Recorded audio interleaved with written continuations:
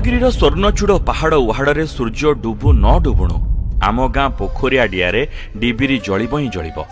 चतुर्मासिया हो कि गुलगुलिया गरम आठकाली बारमासी टगर गछमूले तासपाली पड़ाटा थय जेमिति पृथ्वी आरंभ हेबा दिनठू एई चल रही आसी। टगर गछटा रुक मौसीर ता गेरस्थ करुणा बुढ़ा नगेइथिला। बेल रतरत थिब रुक मौसी गछमूले हेंस पारिदेव।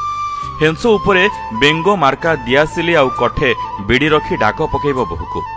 आलो महारणा झियो लो अगणी कियाड़े जाइचु मो पिंपारे तेल पुरई दे। बिलरे आंठुआ बछा सुरुका बछा बेले हिड़ काटी खोईचा घाटी बसा जाइथिबा बेले करांडी महुराली तोड़ी कौ माछ गड़िबा भली ठीक संज शंख बाजु बाजु एठी पहुंची जाती विधुआ बुढ़ा, हुरिया बुढ़ा, दीनबंधु सार, बाया बेहरा, रवि पैड़ा, ठकरा सेनापति, दीब बेहरा समस्ते बिड़ी टाणती खेलती। केबे केबे पुरुखा खेली नथिले गोदागिरी, पुन्न नना, भोगिया जेना, रंगिया राउल आसी खेलती। राति 11-12 तो खेल चले। रज 3 दिन तो 24 घंटा खेल। समस्त कतुरु रुक मौसीर खेल प्रति बेसी आग्रह, बेसी आकर्षण। रुक मौसीर चाल छपर एक पुरिया घरटा गाँ मझिरे। गाँटा भी खूब छोट पोड़ाडीहा। बालेश्वर सहर उत्तर को 20 किलोमीटर दूर रही ए गाँटा। नाटा किंतु रूपसा। सेठी रही बारिपदा राजांक घोड़ाशाल। से स्टेशन रु रेलपथ बाहरी बारिपदा हो जाइछि बांगिरीपोसी तालबंध। रूपसा जंक्शन पश्चिम पट मयूरभंज, बाँ पाखटा मोगलबंदी संगम स्थल। रुकमौसी विधवा धड़ा कस्ता पिंधे आ मरदंक भलिया आंठू पर्यंत टेकी दे लुंगी परिका गंठी पकई दिए। उपर दांत पाटिरे सामना दांत नाही। से दांत फांकरे कुनिया बिड़ी टाणी धुआं छाड़े भग भग करी आउ सबुबले कंचा 2 अखरिया आईसिया कथा कहे। गाँटा जाकरे बुढ़ा ठारू छुआ जाए समस्ते डाकंती मौसी। रुक मौसी आमको देखिले आमे पिंधिथिबा रबर पैंट को आंठू पाखकु खसई देई कहे, देखि देखि तो कुली पाखल हेलाणी कि नाही, तो बा को कही गोटे बहु छुआ आनते हेब। रुक मौसी कांड कारखाना आमको जम्मा पसंद हुएना। मो नगाद बईसी हगिरी मधु रंजन सबुबले बुढ़ी पछरे पड़ी थाउ।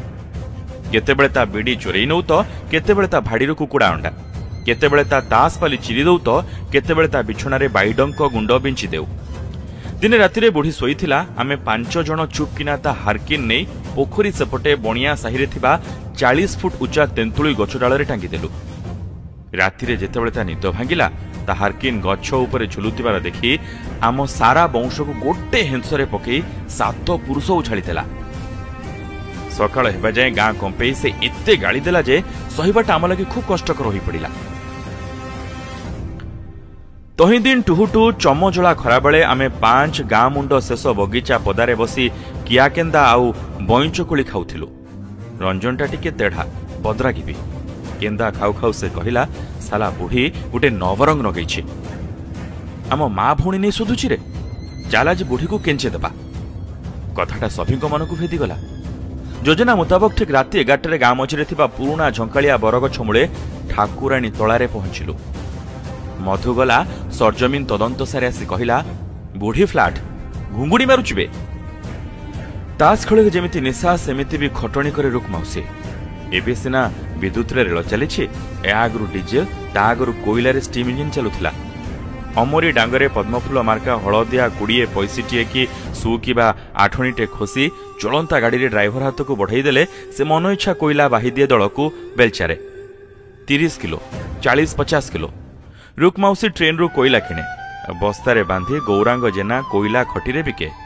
फी सोमवार शुक्रवार रूपसा हाटरे नाली नेली साकारिन दिया सरबत भी बिके रुक मौसी। कसीपदा जागर हो कि आगुरु गोहिरा उड़ा आंको चंदन पुनै कि पंड्रुणी भगवती पूजा जोठी यात्रा सीठी थिबो रुक मौसीर सरबत दुकान। दिनसारा खटी खटी रातिरे बेचेत होई सोई पड़े। से दिन भी सोई पड़िथिला। बईसी पाख बुदामूल को गला आउ तोली आनिला 5टी बड़ बड़ सारू पतर। एथर 5 जण जाक से सारू पतर रे झाड़ा फेरिलु कष्टे मष्टे। सबु झाड़ा को मिसेई गोटे बड़ पुटुली कलु। अन्य 4 जण एकड़ सेकड़ तकातकी हेले। मु थीर किना गली आ बुढ़ी शोईथिबा सप उपरे सबुताक माल थोई देई खसी आसिली। परे परे आमे सब डरी गलु भीषण भाव में। बुढ़ीर कौन हेब ଗାଳି ଫଜିତ କରି ଅଧା ରାତିଟାରେ ଗାଁ ହୁଲୁସୁଲ କରିଦେବନି ତ? ଡରରେ ଡରିମରି ପାଖ ଶିରସା ଗଛ ଆଢୁଆଳରେ ଲୁଚି ବସିଲୁ। ଡରିବାଟା ସ୍ୱାଭାବିକ ଥିଲା ଆମର। କାହାର ବୟସ 15 ବି ଛୁଇଁ ନଥିଲା। ଅଧଘଣ୍ଟେ ଯାଇନି ବୁଢ଼ୀ ଯେତେବେଳେ କଡ଼ ଲେଉଟାଇଛି, ପିଚ୍ କିନା ତା ପିଠିରେ ନାଗିଛି ଆଉ ସାରୁ ପତର ଫାଟିଯାଇ ମଶିଣା ଯାକ ତା ଦିହ ଯାକ ଗୁହରେ ଜଡ଼ସଡ଼ ହୋଇଯାଇଛି। ତାପରେ ଆଉ ସମ୍ଭାଳେ କିଏ ରୁକ୍ ମାଉସୀକୁ? ତାର ସେ ଭୀମ ଭୈରବ ରୂପ ଆଉ ଗର୍ଜନ ତର୍ଜନ ଆମ ପିଢ଼େଇ ପାଣି କରିଦେଲା। ଜୀବନ ବିକଳରେ ଧାଇଁଲୁ ଗାଁ ଶେଷ ମୁଣ୍ଡକୁ ଆଉ ପିଚୁ ସଡ଼କ ନାଳୁଆ ପୋଲ ଉପରେ ବସି ରହିଲୁ ଚୁପଚାପ। ସମସ୍ତଙ୍କ ଦେହ ଗୋଟେ ପୁଣେ ଥରୁଥିଲା, ଗୋଟା ପୁଣେ ଝାଳ ଝରୁଥିଲା। ତା ପରଦିନ ସିନ୍ଦୁରା ନ ଫାଟୁଣୁ ମୁଁ ଗାଁ ଛାଡ଼ିଦେଲି। ଚାଲିଲି ମୋ ବଡ଼ ବାପା ରହୁଥିବା ଧାମରାର କଇଥ ଖୋଲାକୁ। ଆଉ ରହିଗଲି ବାହାରେ ବେଶ କିଛି ଦିନ। ଯେଉଁଦିନ ଫେରିଲି ଗାଁକୁ, ଗାଁ ମୁଣ୍ଡରେ ଘର କରି ରହୁଥିବା ଆଉ ଆମ ଗାଁ ଯାତ୍ରାପାର୍ଟିରେ ପର୍ମାନେଣ୍ଟ ମହାଦେବ ଭୂମିକାରେ ଅଭିନୟ କରୁଥିବା ନରସିଂହ ଜେନା ପାଖରୁ ପ୍ରଥମେ ଶୁଣିଲି ଯେ ରୁକ୍ ମାଉସୀ ଚାଲିଗଲା। ଲମ୍ବା ଲମ୍ବା ପାହୁଣ୍ଡ ପକାଇ ପହଞ୍ଚିଲି ମୋ ଗାଁର ସେଇ ଚିର ପରିଚିତ ପୋଖରୀ ଆଡ଼ିଆରେ। ରୁକ୍ ମାଉସୀ ଘର ପାଖରେ ଚାରିଆଡ଼େ କାନ୍ଦ ବୋବାଳି। ରୁକ୍ ମାଉସୀର ମଲା ଦେହ ପାଖରେ ଘେରି ରହିଥିଲେ ତା ପାଳକ ପୁଅ ଶାମ, ବୋହୂ ଅଗଣୀ ଆଉ ନାତି ଶଙ୍କୁରୁ ନାରାୟଣ। ମୁଁ ଚାହିଁଲି ରୁକ୍ ମାଉସୀକୁ। ମୋତେ ଦେଖି ସତେ ଯେମିତି ସେ ହସୁଥିଲା ଠୋ ଠୋ ହେଇ। ଯେମିତି ସେ ହସୁଥିଲା ସବୁବେଳେ। ହସୁ ତ ନଥିଲା, ମୋତେ ଲାଗୁଥିଲା କି ସେ ମୋତେ ଖତେଇ ହେଉଛି। ମନେ ପଡ଼ିଯାଉଥିଲା ମୋର ପିଛିଲା କଥା। ତାସ, ହାର୍କିନ୍, ତେନ୍ତୁଳି ଗଛ, ସାରୁପତ୍ର, ଘୁଅ, ହଗ୍ରି ଆଉ ତାସପାଲିର ଜୋକର। ସେପଟେ କେହି ଜଣେ ଘରେ ଶାସ୍ତ୍ର ପାଠ କରୁଥିଲେ। ଭବିଷ୍ୟତ ଯୁଗ କ୍ଷିଣେ ତଦ୍ ଯୁଗାନ୍ତସ୍ୟ ଲକ୍ଷଣମ୍ ଯଦା ରୌଦ୍ରା ଧର୍ମହୀନା ମାଂସାଦା ପାନପାସ୍ତକ। ଅର୍ଥାତ୍ ଯେତେବେଳେ ମଣିଷଗଣ କ୍ରୂର ସ୍ୱଭାବ ବିଶିଷ୍ଟ, ଧର୍ମହୀନ ଓ ମାଂସାହାରୀ ମଦ୍ୟପ ହେବେ, ସେତେବେଳେ ଯୁଗର ଅନ୍ତିମ ସମୟ ହେଲା ବୋଲି ବୁଝିବାକୁ ପଡ଼ିବ। ମୋତେ ନିଜକୁ ଖୁବ୍ ଦୋଷୀ ଲାଗିଲା, ପାପି ଲାଗିଲା। ଧର୍ମହୀନତାର ଭୂତଗୁଡ଼ାକ ସତେ ଯେମିତି ଘେରି ଯାଉଥିଲେ ମୋ ଚାରି ପାଖରେ। ଡରି ମରି ମୁଁ ଅନେଇଲି ନୀଳଗିରିର ସେଇ ସ୍ୱର୍ଣ୍ଣଚୂଡ଼ ପାହାଡ଼ ଆଡ଼େ, କେମିତି କାକୁସ୍ଥ ହୋଇ ବିକଳ ହୋଇ। ଆଜି ଏ ବୟସରେ ବି ମୁଁ ସ୍ୱପ୍ନ ଦେଖେ ରୁକ୍ ମାଉସୀକୁ। ରାତିରେ ବେଳେବେଳେ ଉଠେ, ଚିତ୍କାର କରେ। ସ୍ୱପ୍ନ ଭାଙ୍ଗିଯିବା ପରେ ଭାବେ ଯୁଗର ଶେଷ ସମୟ ଆସୁନି ତ? ଆଉ ରୁକ୍ ମାଉସୀକୁ ନେଇ ମୁଁ ଯେଉଁ କାଣ୍ଡ କାରଖାନା କରିଛି, ତାହା ପାପ ନା ପୁଣ୍ୟ? ପୁଣ୍ୟ ତ କେବେ ବି ନୁହେଁ।